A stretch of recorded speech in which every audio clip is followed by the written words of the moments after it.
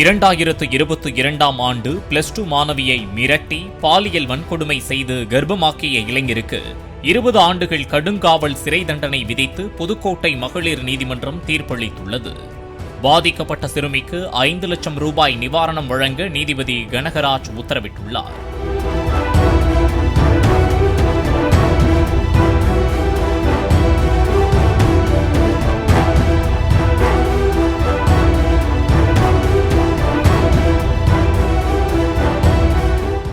Play store மற்றும் app ஸ்டோரில் இருந்து பாலிமர் செயலியை QR கோடு மூலம் பதிவிறக்கம் செய்யுங்கள். செய்திகளை உடனுக்குடன் பெறுங்கள்.